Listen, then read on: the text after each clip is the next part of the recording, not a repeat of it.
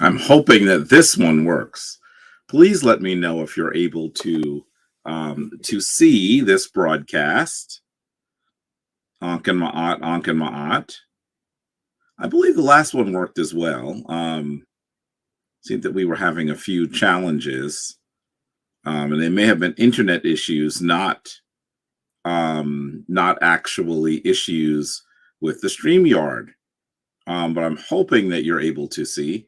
Please let me know that you are here. Please let me know that you are here.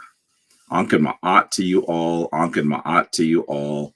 I hope that you are doing well. Welcome to Kemetic Ascension for September 24th, 2023. We're hoping that you will join us for Kemetic Ascension. We're hoping that you are doing well, that you are in good health, that your family is doing well. Please, you know that when we begin by asking you to tell us how long you've been part of Kemetic Ascension, how long you've been attending these important gatherings, and also where in the world you are. Anken Ma'at to you, Anken Ma'at to you, Anken Ma'at. And I see you all coming in. I had a bit of a stutter step in the last one, right? Something strange was going on with the internet. So I figured I would restart. So I'm hoping that you're all here. I see Ra Amin Anken Ma'at to you, Anken Ma'at. Anken Ma'at to send Jason Holmes, who is one of our active full members out of Lincoln, Nebraska. Probably been, I want to say he's probably going to say that he has been part of Kemetic Ascension for maybe the last 5 years. Now a full member for maybe a year, maybe a little bit more than a bit more than a year, right? Anken Ma'at to you. Send brother Chris from Raleigh, North Carolina. Anken Ma'at to you. Big Payback Porter. Anken Ma'at. I see Tanaya Tamika Kaushat Kais Shoot Sao. Anken Ma'at to you. Anken Ma'at. And tuning in for the past few months from Baltimore. Anken Ma'at to you. I can see Anken Ma'at to Sanette Cochier, who is one of our full members, saying that she actually has been part of this for 4 years and was here with us last week for our gathering for our new initiates. Anken Ma'at. Who am I says that you've been feeling forgiving lately. That's good. That's good. That's excellent. And I see Jason Stone says 5 or 6. It might be closer to 6, actually. And yes, he's been a member for a year. Anken Ma'at to you. Love Peace says Anken Ma'at. Anken Ma'at to you. Anthony Jones says Hotep. Anken Ma'at to you. Send Jason Edwards. Anken Ma'at, one of our full members who just completed his initiation, coming from Evergreen, Alabama. Anken Ma'at to you. Oh, Ra Amen Om is Sanette Lee. Oh, Anken Ma'at from Colorado. One of our full members, Anken Ma'at. Is that the name you're going by? It's possible that when Anika is reading this, I just simply did not know that was you, Anken Ma'at. Sister and Sanette Taisha Dent, one of our full members. How are you, Queen? Haven't spoken to you in a while. I believe you're coming out of the Bronx. It's wonderful to see you there because I haven't spoken to you in a minute. How are you? Anken Ma'at to Sandra Arrington, one of our full members. How are you, Sanette? Anken Ma'at to Derek Collins. Anken Ma'at to you. I see Anthony Jones is saying he's coming from Norfolk, Virginia. Anken Ma'at.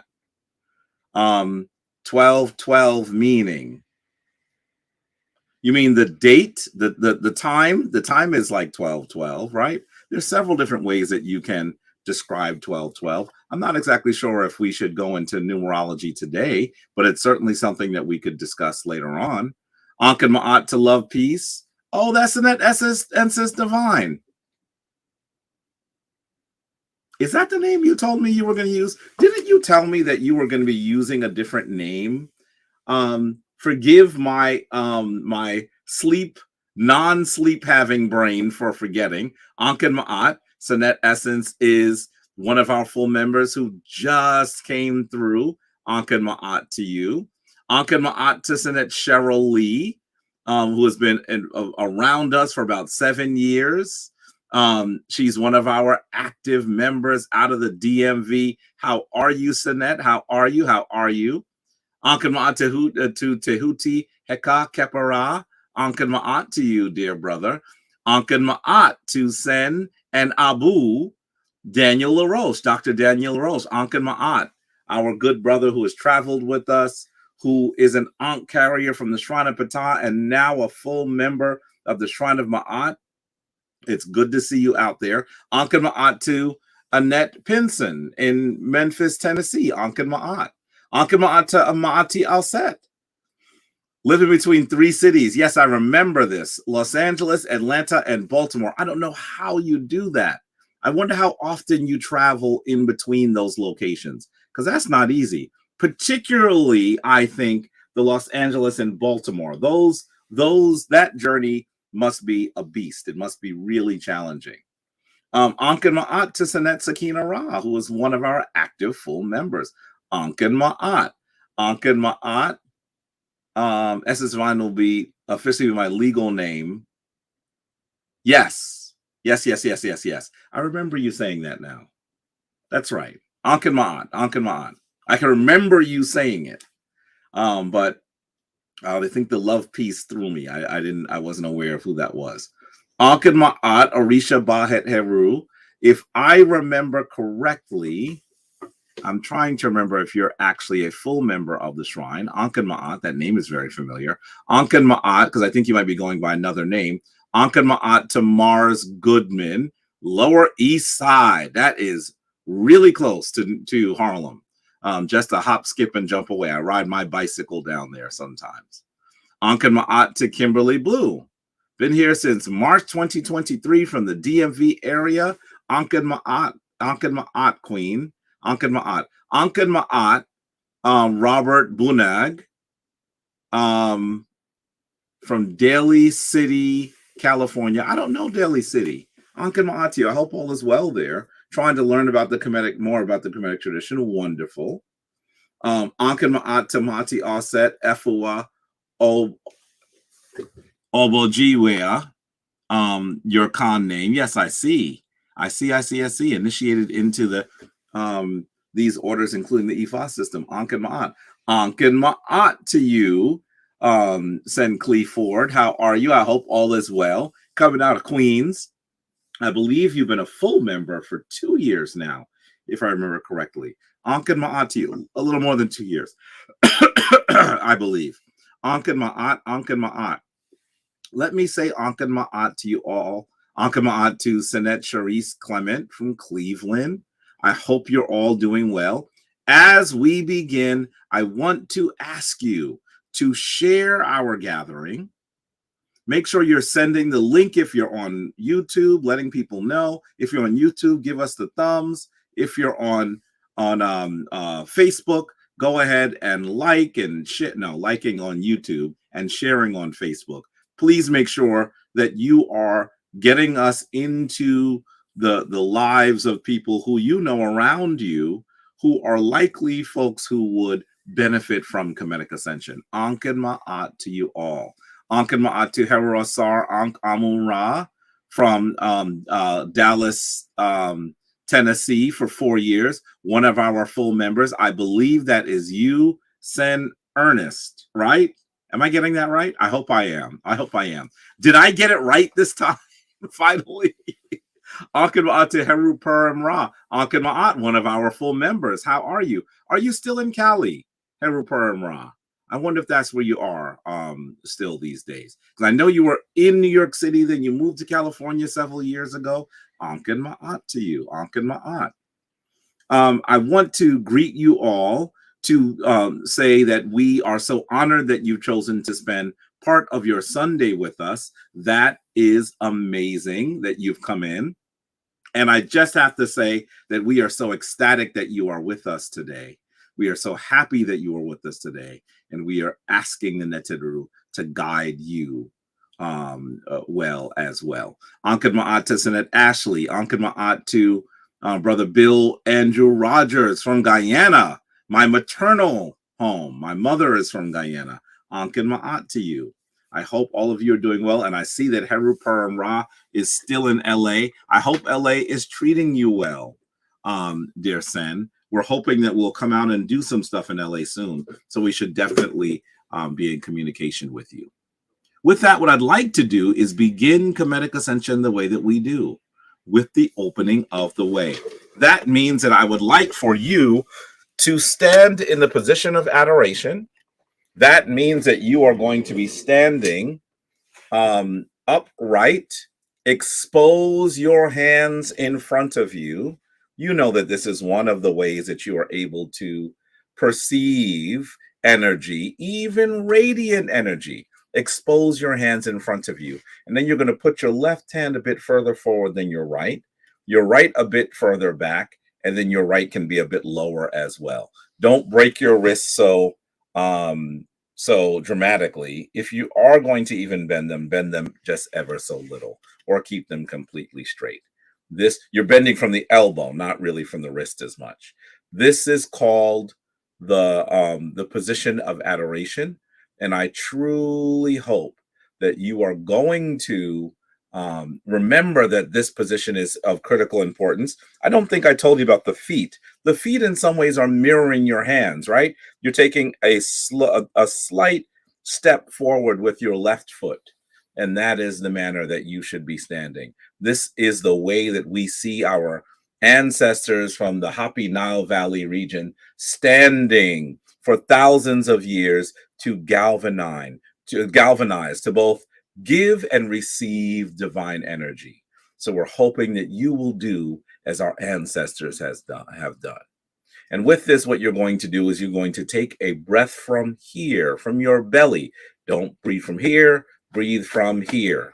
And while you're breathing, push your belly out. Imagine you have a big ball in your belly. And as you are letting go the sound of divine life, Ankh, try to continue to push your belly out, right? Don't let just let the air pull it in. Try to keep it pushed out. This will allow you to chant the word Ankh longer. You're trying to bring the energy from here all the way to here. So the sound that you're using is also a nasal one. Don't say Ankh, say Ankh. Can you hear that it's a more nasally sound? It's coming from here because you're guiding energy from here into here. Let us begin. Take your breath, and then we are going to do the opening of the way.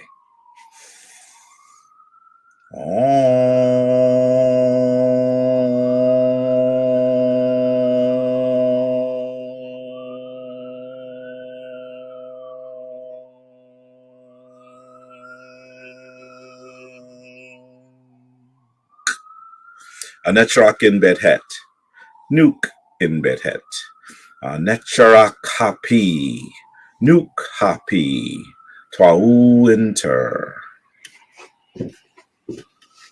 Anetrak Serket, Nuke Serket, Anetrak Kebsenuf, Nuke Kebsenuf, Twau Inter, Anetrak Ast, Nuke Ast, Anetrak Amset, Nuke Amset, Twau Inter. Anetrak Neat, Nuke Neat. Anetrak Dwamutef, Nuke Dwamutef, Twau Inter. Anetrak Newt, Nuke Newt. Anetrak Geb, Nuke Geb, Twau Inter. Anetrak Shoe, Nuke Shoe, Shoe, Shoe, Shoe, Shoe, Nuke Shoe. Anetrak Tefnut, Tefnut, Tefnut, Tefnut, Tefnut, Nuke Tefnut, Twau Inter. Anetrak Paut in Teru, Nuk Paut in Teru, Anatrak and Boo in Teru, Nuk and Boo in Teru, Twa Winter.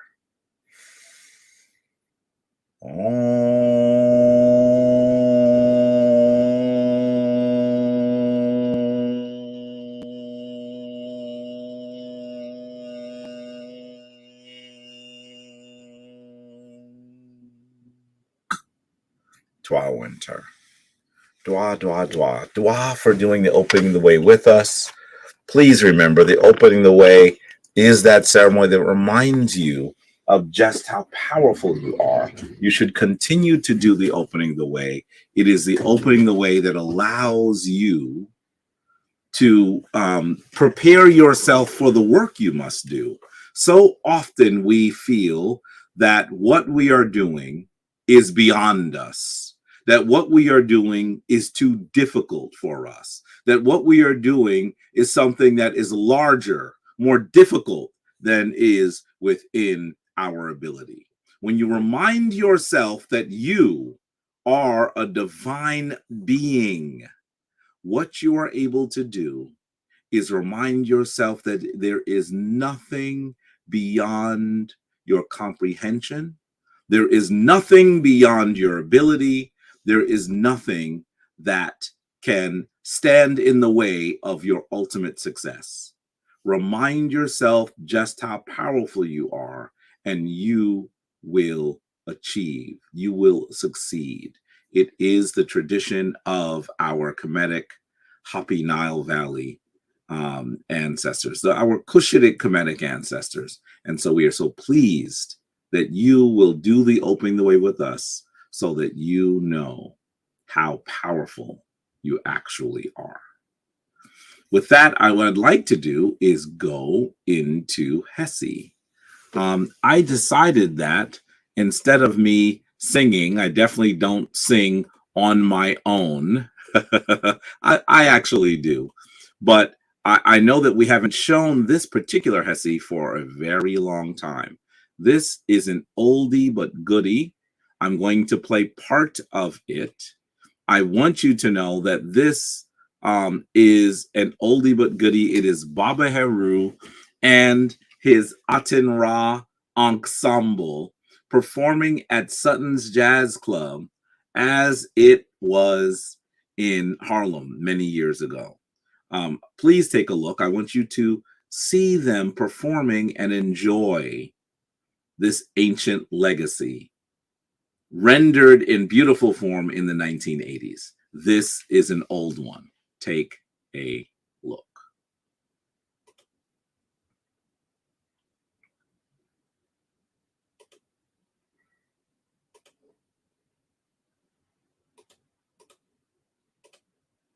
Oops.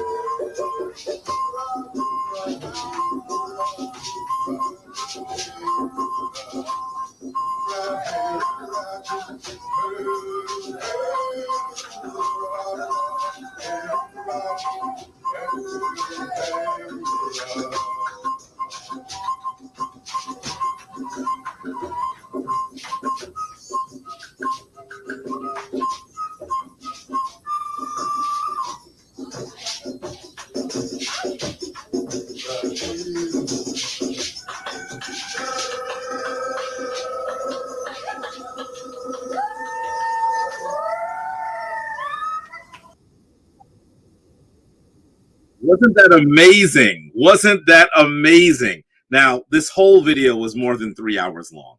So I just find it to be beautiful that they just were in Hesse allowing the vibrational quality of their Hesse to just carry them through. And they did this together. It was magnificent. And yes, many of you are saying that you were very young. This is 1987. So I was 15 at the time. It was absolutely amazing to see this the Attenra ensemble go forward in such amazing fashion. It was amazing. And Sutton's Pub is no longer, Sutton's Jazz Club is no longer around. Some of the people in the video are now ancestors. I believe that I saw Priestess Neferith, Abut Neferith in there, who was an ancestor now as well. I'm hoping I'm getting her name correct. She actually led the great sacred storytelling section of my initiation just a few years after this. So it is amazing. It was magnificent. If you watch the whole video, at the end, someone stands up and waves to the crowd, and that, I think, is a delight as well. An elder that has been taking people to Kemet much longer than I have. One of the folks that was close to Dr. Ben. I just think that this is amazing. And I really do believe that it's the kind of thing that we need to see more of. It reminds us of how long there have been people doing this, how long, by the way, I'm talking about Ashra Kwesi, how long the Kemetic tradition has existed. It's not new. It's not new, but it is a rebirth that has occurred since the late 1960s. And you know that our elder, Baba Heru Ankh Ra Samad Sepata, is one of the oldest adherents. And I can only imagine what it would have been like for him coming into this tradition while no one else was in the tradition. That was, or virtually no one else was in the tradition.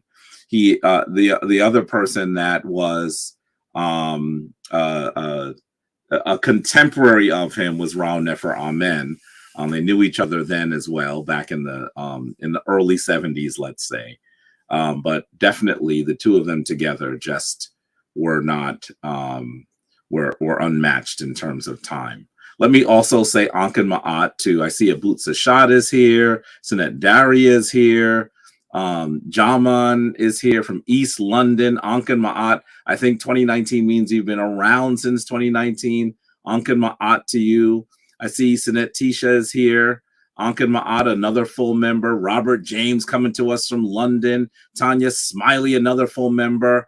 Sen Alan Mayu, another full member. Ankin Ma'at to you all. And also, I see the Schaefers are here. Ankin Ma'at, the wonderful Hesse couple that I believe is still in Kemet. I don't believe that you're back in Ghana yet, but please let me know where you are. Ankin Ma'at. And I see the scribe of our sister shrine, the Temple of Anu, Sanjeti has checked in. Ankin Ma'at to you, dear brother.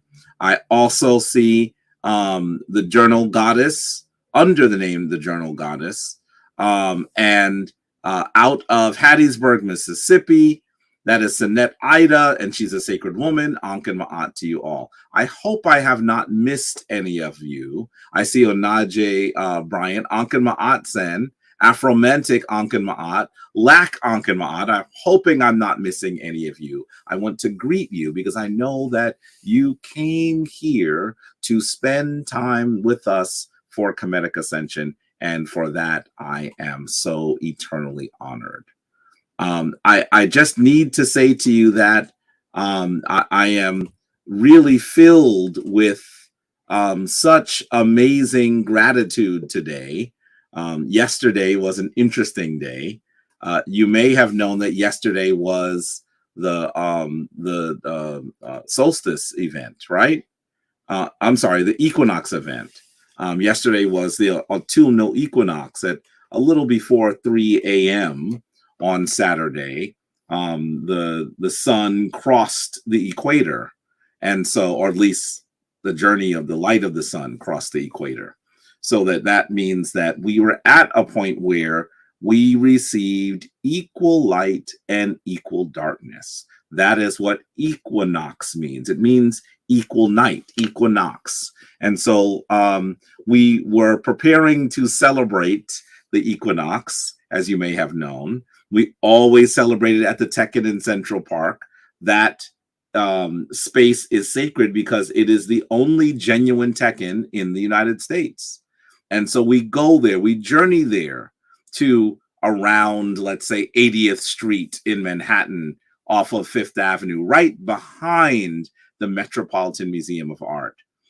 And not only did people think we were crazy for trying to go there yesterday when it was raining like it was a cataclysmic event almost at the time that I was walking through it. Then we got there, we noticed that the whole area was shut down for what is known as the Global Citizen Concert. So we couldn't get there anyway.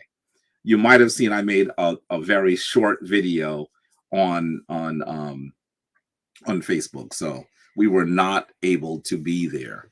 But I do want to talk briefly about what the meaning of the equinox might be, what the meaning of this important time is. Why is it important for practitioners to think about the equinox? This is the conversation that I think we should have today.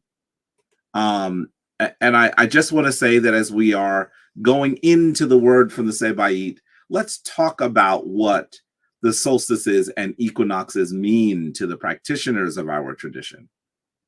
I think that this is amazing that we are here at the time when we can acknowledge the traditions of our Kemetic ancestors.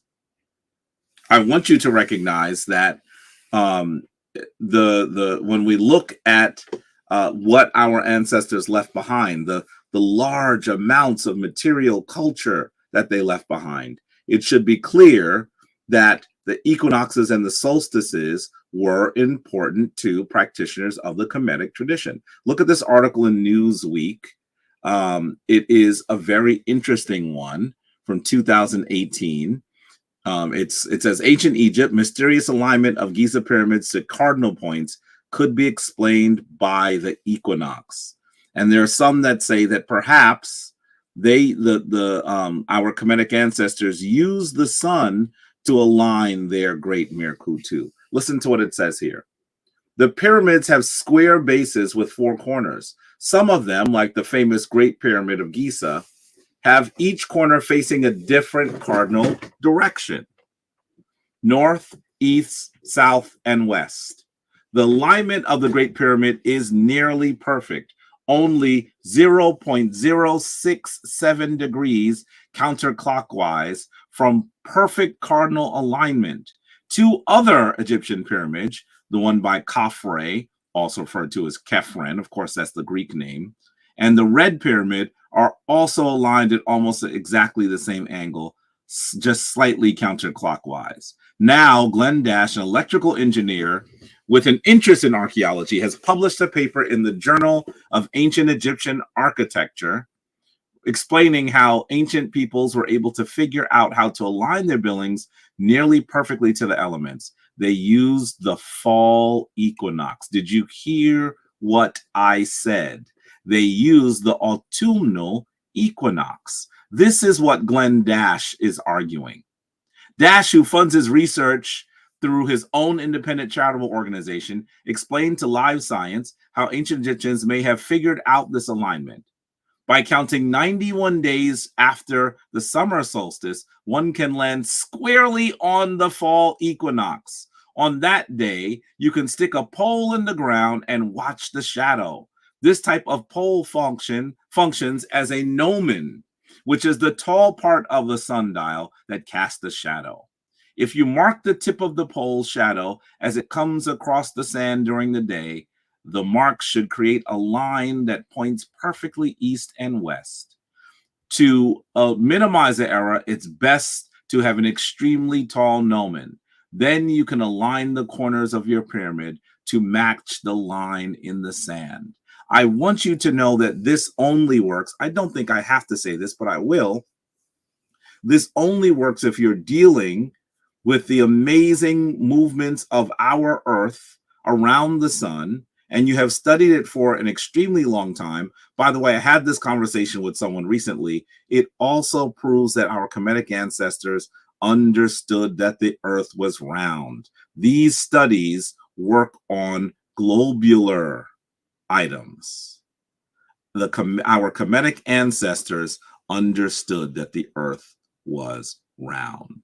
We must continue to remember that these things were not necessarily known to Europeans of the same time, but definitely known by our Kemetic ancestors. This is of critical importance. Take a look at this chart here, this image here. It shows the autumnal equinox occurring at September 23rd, the summer solstice at June 21st, the spring vernal equinox at March 21st, and the winter solstice at December 21. You can see that these are these extremely interesting days where we're able, if you're studying the movements of the sun, you're able to see that the sun is doing something quite interesting. You have to recognize that this allows us to recognize that we had been charting the movements of our earth around the sun for a very long period of time. Notice that these dates are almost equidistant. Notice that these dates, if you understand that the earth is moving around the sun, you are able to tell that these dates seem to occur at a 90-degree period, or we should say 1/4 of the ellipse. And in some ways, if you understand these celestial movements, you would recognize that the movements of the sun guide so much here on the earthly plane. And that 90-degree angle, those 1/4 turns, those 1/4 instances where the sun does very interesting things on our from our vantage point, would also help you understand that our ancestors might have been thinking about the sun and its movements, and thinking of the sun as being connected to a figure, two lines crossing, creating 90-degree angles. It may be why I think later people looked at the image of Yeshua, the image of Jesus, and often put the sun behind his head with the cross on it. Of course, the modern practitioners of Christianity have seen this as mostly have seen this as a historic event. But the reality is that even the birth and death and resurrection of Jesus is actually an echo of our understanding of a celestial event. That is what we are seeing when we look at this. That is what we are seeing. That the Son is crucified. Not the Son S-O-N, the Son S-U-N.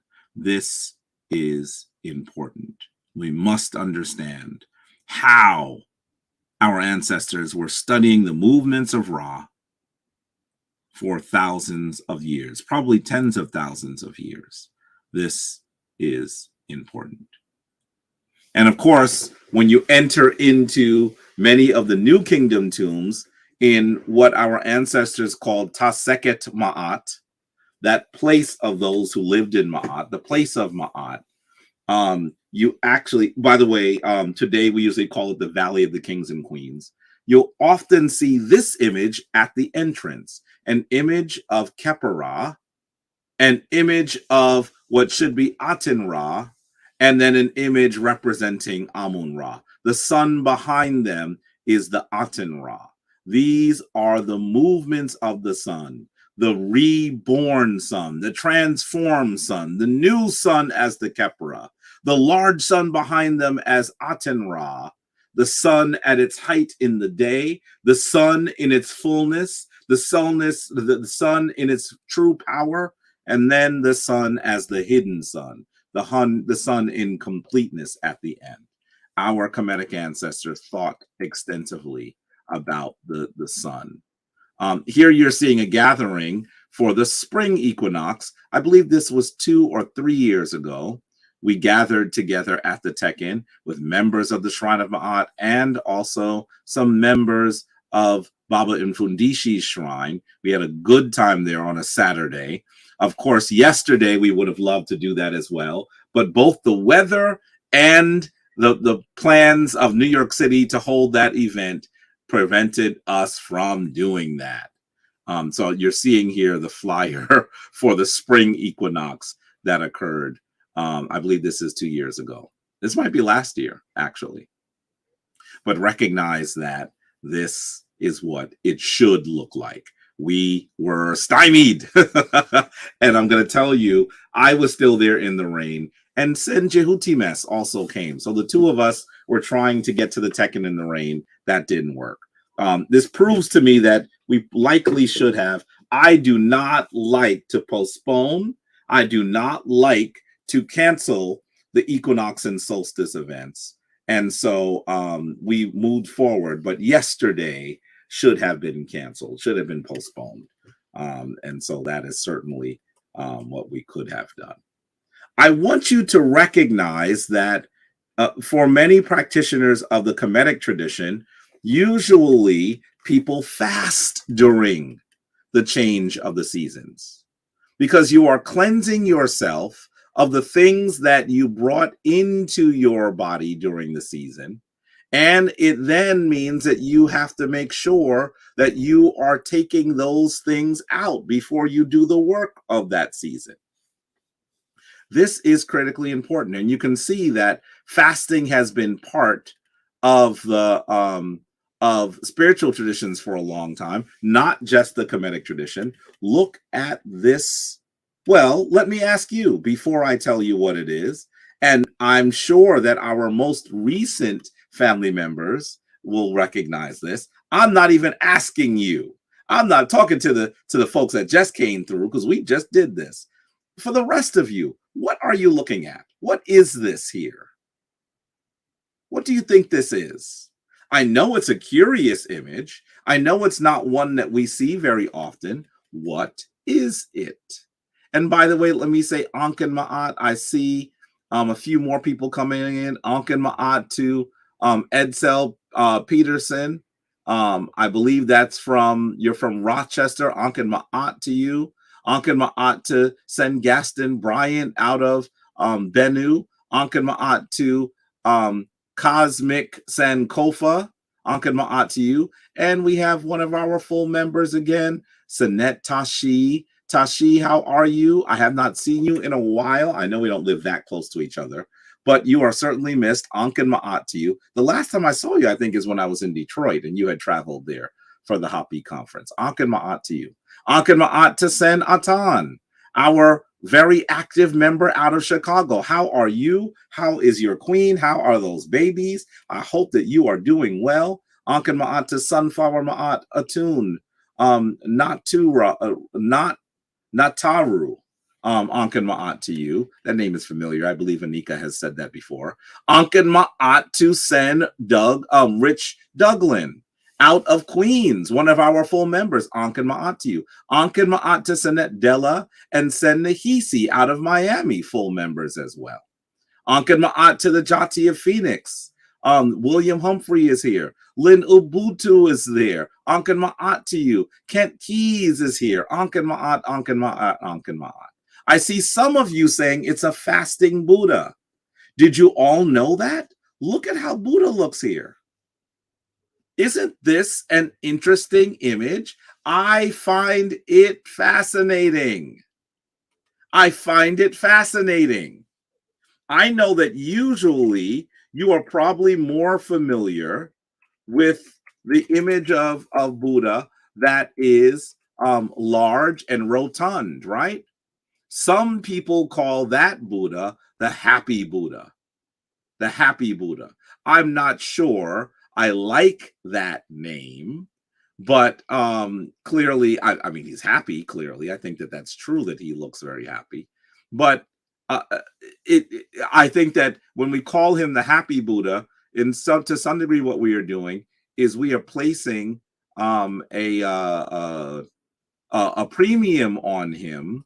And this Buddha was also very popular. This Buddha that you're seeing in front of you is the Buddha in meditation, the Buddha doing spiritual work for so long that he has taken away from his physical form. I think that it is a reminder of our ability to be masters of our physical form. I am not suggesting, excuse me, that anyone should actually fast to the point that they look like this. But I think it's interesting that we don't see these images anymore. In fact, most of the ones that look like this are in museums. I find that interesting. Take a look at Happy Buddha here. Look at that. Look at that. Very different, right? Very different. In fact, I was walking on the skyline on the High Line park here in New York City. It's an old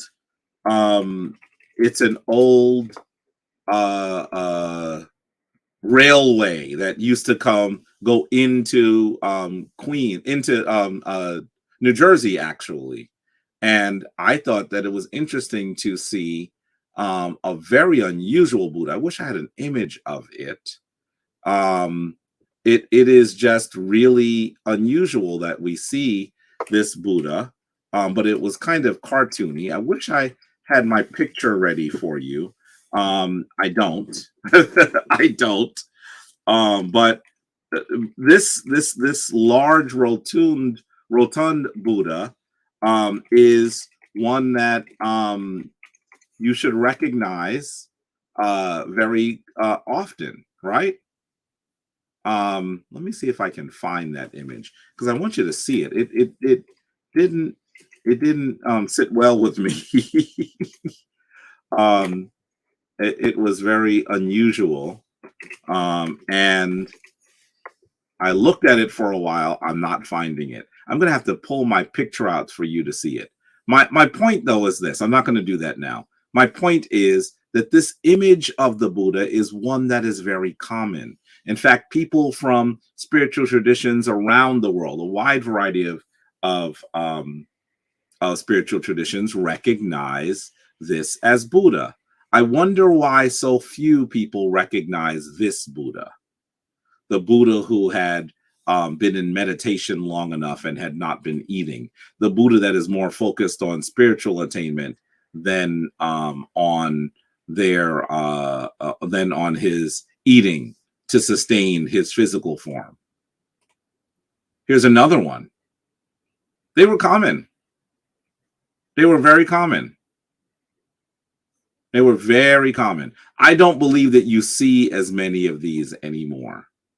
And I just want us to acknowledge that our Kemetic ancestors also fasted for health, to continue our prowess around eating and nourishing ourselves so that we can be healthy and productive rather than simply sating our taste buds, which is what we do very often now. Do you know that there are some that say today that one of the major problems with the American diet is that the same companies who were considered big tobacco had control of our food. And having control of our food, excuse me, one of the things that they did is they generated food that was full of fat, full of salt, full of sugar, foods that also were marketed to us in a particular way, so that in many ways they created food addicts in this country. Food addicts. This is a really interesting reality. And it was a wonderful podcast this week that I listened to about it. It was illuminating. We have done some damaging things to ourselves. We are eating ourselves into the grave. Our Kemetic ancestors thought about how to eat for health. Look at this image here from the tomb of Senenjem. And you can actually see that this deity, this Ntert, this female goddess, this female deity is bringing sustenance from the natural world to these individuals who are practitioners. This sometimes historians call this the tree goddess, but I think that we should recognize how important this concept is. By the way, you should know that in the 6th dynasty, there was actually a court doctor and high priest known as Pepi Ankh, and he was known as the Iri, or the doctor to the Nusut Beat's belly. He was also an eye doctor. So he was the one that ensured that the king was able to receive divine foods to assist him in being in Ma'at and ruling in Ma'at by ensuring that he ate the right foods. You'll also see that Aladdin Shaheen, a professor of archaeology at the Cairo University, says that Kemetic people used to fast all the time, and that many of the fasts lasted 3 days so that they can enhance their health. We also know that there were many, many plant-based medicinal cures used in Kemet. Date seeds were used to treat cancer. Also, some of the other things that were used to treat ailments were things like fennel, which was called bes fennel. I love fennel. And, oh, I'm not sharing the image. Dwa. Thank you. I'm not sharing the image. Dwa. Have to share my screen. Dwa. Now I look down at what you were seeing. Take a look. Take a look here. You can see the image of the tomb of Senedjem. And you can also see the comments that I'm referring to here. And also, watermelon was used for ailments as well. You were wondering. Yes, I know. I did not realize I wasn't sharing.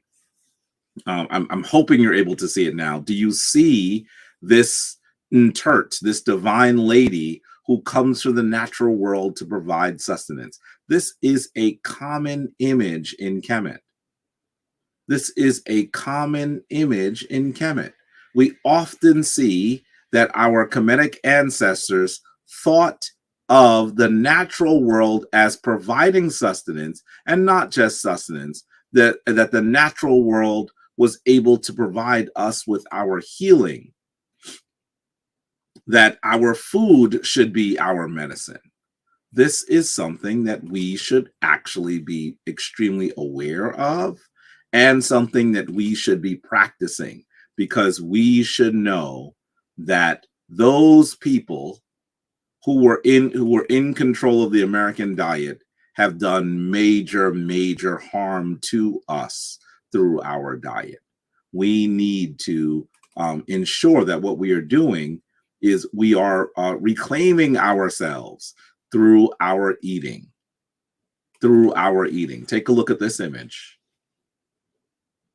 Let's get rid of large Buddha here.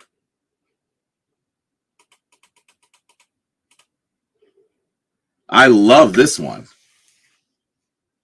Can you see, once again, you're looking at this divine sycamore tree that is providing sustenance? And this tree is not just providing divine sustenance to the individuals, but also to their souls, to their ba. Look at the ba'u at the base of the tree receiving sustenance. This is truly soul food. This is truly soul food. We must prepare. We must prepare for us to ensure that we are maintaining our health, that we are doing those things that we must do in wisdom and eating in wisdom, rather than simply eating to sate our senses, because that is killing us. And clearly there have been gigantic businesses that have decided that they are going to exploit us around this. And there's a reason why Asar is actually depicted with his green face, right? He is connected to the cycles of the earth. He is that deity that reminds us that we must eat from the plant world to do the work that our ancestors decided that we must do. Here is a wonderful quote from ancient Egypt, the light of the world. And this speaks to the importance of fasting as well for the ancient Kemetic people. Listen to what Gerald Massey writes. He says, now fasting for the sake of the dead, in the most primitive sense, was going without food that it might be given to the ghost or spirit ancestors. This was no doubt the motive of the Haker festival of the Egyptians, when the provisions were laid upon the altar as an offering to Osiris in his coffin. The word Haker denotes a festival and a fast. It also signifies starving, and starving with the view of giving the food thus saved to the spirits of the dead would be a really religious sacrifice. This festival was celebrated by starving on or fasting on behalf of the dead, comes to its culmination in the season of Lent as a fast of 40 days. In this, originally, the food of the living would be given as a sacrificial offering to the dead or the ancestral spirits, to the God who gave his life in food for men and animals. You have to understand that this is something that did not originate in the Christian world. Here, the Egyptian Lent, or season of fasting of 40 days, is in the true position as it followed and did not precede the death of Osiris. To have any real meaning, the fast, which was ordained as a sacrifice for food for the dead, was naturally celebrated after and not before the death, to constitute a funeral offering and to make that spirit live. Going without food and giving it as a sacrificial offering to the dead assuredly affords the proper explanation of the funeral festival that was celebrated as a solemn fast, which finally passed into the Eucharist, the Christian Eucharist. I think that this is powerful. When we understand that our Kemetic ancestors were doing these things, you should understand that in order for us to be the people that our ancestors have expected us to be, we must do the work. And some of that work must be done internally. Some of that work allows us to be sacred beings through the power of guiding our tongues and our bellies to give us the power and the strength to do the ancestors' work. And look at this here. This is what Herodotus said. He said, the Egyptians are the healthiest of men, since each month for 3 days they conduct purification by vomiting and enemas. Wow. Believing that a person receives all illness through food. So Herodotus also believes that they were able to purge themselves, and this is the reason why they were able to maintain their health. What I would like you to be aware of is that our Kemetic ancestors tended to believe that you should be fasting into the seasons. We have now arrived in fall. Please do the work that you must do in order to prepare for this season. Go into your fast and into your altars. Remember, the autumnal equinox, to me, is one of the most perfect celestial manifestations, celestial wu manifestations, celestial analogies for restoring Ma'at. And that Ma'at must be restored in your tongue and in your belly as well. Please make sure that you are doing your fasting, that you are cleansing yourself, that you are preparing for what you must do in the next period. This is how we Sidruj Ma'at. And in addition to that, I usually talk about when the seasons come, we should be actually Sidrujing Ma'at with those around us. Please, and don't forget that we're talking about that as well. Don't forget that that is also of critical importance. You must do the work in order to do that which our ancestors expected us to do. With that, let me say the divine force in me greets the divine force in you. Shemin Ma'at. The final affirmation. I'm going to, because we're talking about fasting, I'm going to tell you that there is a prayer that the Shrine of Ma'at uses for food. How about I read it to you? And for those of you who are unfamiliar with it, you should be reading it and using it as you should. There are some changes that we've made to it so that we've changed primarily the pronouns, but this is the prayer. I'm gonna change it as well. But you'll find it if you look at your copy that has been translated by E.A. Wallace Budge. You'll actually see it on page 2, and it starts at the second line. So we say Jed E Nebu Neter Nebu Nu Het Ba Ujawu Pet Ta Emakite Didiu Kajefu Twanter. Essentially, it means praises to you, all of the Neteru of the soul temple, the weighers of the heavens and earth in divine balance, the givers of soul food. Dwa Enter. Hopefully, what you're going to do is recognize that our ancestors saw this divine work as work that must be done for those around us, as work that must be done in commemoration and in honor of our ancestors, in work that was done in guidance by the Neteru, and also work that must be done internally in our systems. With that, let me say, Shimon Ma'at, I'm so pleased that you've been here with us. We will see you soon. Very, very soon. Tuan Ter, thank you to the divine.